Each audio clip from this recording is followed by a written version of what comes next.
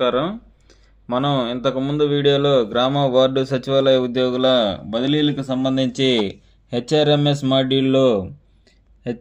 మాడ్యూల్లో ట్రాన్స్ఫర్స్ కోసం అప్లై చేసుకోవడానికి 5 సంవత్సరాలు పూర్తయిన వారు కూడా అప్లై చేసుకోవచ్చా, లేదా 5 సంవత్సరాల సర్వీసు ఒకే సచివాలయంలో పూర్తి చేసుకొని వారు మాత్రమే ఈ ట్రాన్స్ఫర్ మాడ్యూల్లో అప్లై చేసుకోవచ్చా అనే విషయంపై క్లారిటీ రావాలి అని చెప్పాము.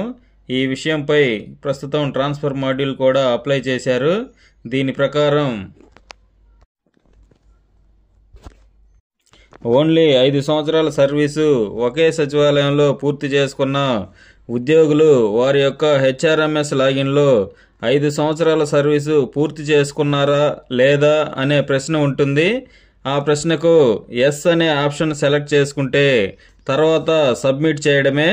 ఇక మరే వివరాలు ఓపెన్ అవ్వవు. మీ వివరాలు డైరెక్ట్గా హెచ్ఓడికి వెళతాయి. వారు మిమ్మల్ని కౌన్సిలింగ్కి పిలుస్తారు. అదేవిధంగా ఎవరైతే 5 సంవత్సరాల సర్వీసు ఒకే సచివాలయంలో పూర్తి కాని ఉద్యోగులు ఉన్నారో వారు మాత్రం 5 సంవత్సరాల సర్వీసు ఒకే సచివాలయంలో పూర్తి చేసుకున్నారా లేదా అనే ప్రశ్నకు నో సెలెక్ట్ చేసుకుంటే రిక్వెస్ట్ ట్రాన్స్ఫర్ అప్లికేషన్ ఓపెన్ అవుతుంది. ఈ అప్లికేషన్ను మనం ఇంతకు ముందు వీడియోలో చెప్పిన విధంగా ఏ గ్రౌండ్స్లో మీరు ట్రాన్స్ఫర్కు అప్లై చేసుకుంటున్నారు అనే వివరాలు ఉంటాయి. ఇంతకుముందు వీడియోలో చెప్పిన విధంగా అప్లై చేసుకోవచ్చు.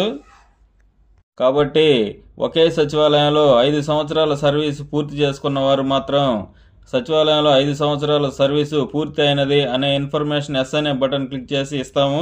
5 సంవత్సరాలు సర్వీస్ పూర్తి కాని వారు ఎవరైతే ఉన్నారో వారు మాత్రమే ఈ ట్రాన్స్ఫర్ మాడ్యూల్లో ట్రాన్స్ఫర్ కొరకు అప్లికేషన్ సబ్మిట్ చేయవచ్చు.